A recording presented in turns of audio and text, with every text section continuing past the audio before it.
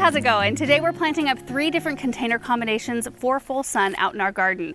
I've got all the plants grouped together here. We're following Proven Winners National Recipes of the Year for 2023. That's what they call them. We typically grow them 1 year ahead of schedule just to get some experience with the grouping of plants, because oftentimes they're pairing together things that I haven't thought to pair together, and I think that's kind of the whole goal, is just to give you ideas and inspiration, but that way we can get some experience and share with you how they've done for us. So these are going into fairly key areas in our garden too. I'm really excited about it, and I do have a picture here, which as I'm thinking about it, we could probably pop a picture up on the screen. Will be a little bit better than my printed picture here of what we're hoping to attain, like the results we're hoping to attain out of each one of these arrangements. So let's start with this one here first. So this one is called Misty Seas. If you were to plant them in a hanging basket, and this goes for all of them, you would probably use those 3 plants without this centerpiece plant that they suggest. We're going to be planting them all in containers on the ground, so I am going to be using the centerpiece plant. But what we have here are all Supertunia Mini Vistas.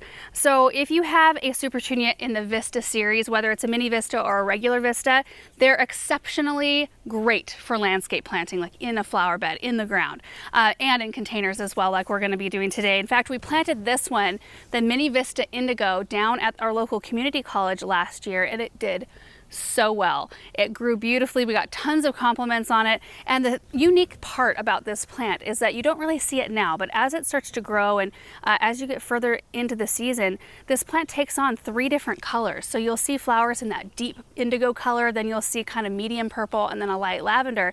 In fact, I think it was almost named Yesterday, Today, and Tomorrow, but it was kind of a long name for a flower, but it was a really, I think, a great name for this one, but it just performed beautifully. Then this one here is a Mini Vista Violet Star, which kind of marries these 2 flowers in color. You've got the white flower with the purple stripes right there, kind of a smaller, daintier flower, which is nice. It's a little bit of a textural difference, and it almost has kind of like a little notch. Like it's a little bit, well, or it appears to be more finely cut on the edge than the others, even though I think the other ones have that. But you just notice it in this one more. Then we have Supertunia Mini Vista White, which this one is just, you can already tell, like look at this plant. You can tell it's wanting to go for it. So it'll be exciting to see what happens. And then the centerpiece plant here is a Juncus called Blue Mohawk. So if you get close on this plant, look at the shape of the leaves. They're like tubes. They're round, really interesting, really soft, and they'll grow 2 to 3 feet tall. So I think that'll be a really fun centerpiece for this arrangement. This next one is actually my favorite. This is called Acapulco Sun, right? Yeah, Acapulco Sun. Love the colors here. I like kind of the warm pinks. We've got a Super Bells called Coralina, which is a really bright saturated coral with that yellow throat and kind of like a deeper, almost red, right around where the throat starts. So that brings a little bit of a bright touch to the flower. Then we have Supertunia Bermuda Beach, which this is a little bit like, if you were to put it up next to the Vista Bubblegum, you would definitely be able to tell that this is on the warmer side of pink.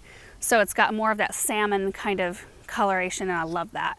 Then we have Superbina Peachy Keen, which you can see in each bloom group here, you've got different colors as well. So you have the lighter peach, then the little bit deeper, and then almost the orangey color in the center. And this one you can tell is a little bit newer, but then you get a really interesting, really varied look from just one plant. And then for our centerpiece, we have Stratosphere White Gara. Isn't that gorgeous with these flowers? Once this grows and fills in, Gara gets big, you guys. I can't remember the exact size on this one. Maybe we can put it on the screen, but it will be a beautiful, striking centerpiece, and they bloom all summer long. The last one here, this they call Rockin Rush, which I think they got from combining the 2 names of these plants right here.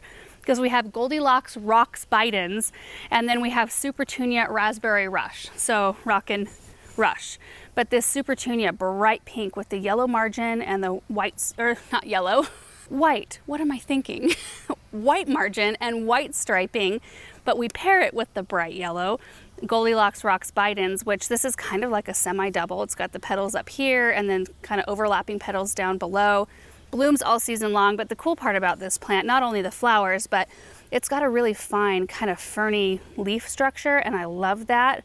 Just brings a different look to your container. And the spent blooms, don't detract from the plant at all. And none of these have to be deadheaded, by the way, in order for them just to keep on blooming their heads off.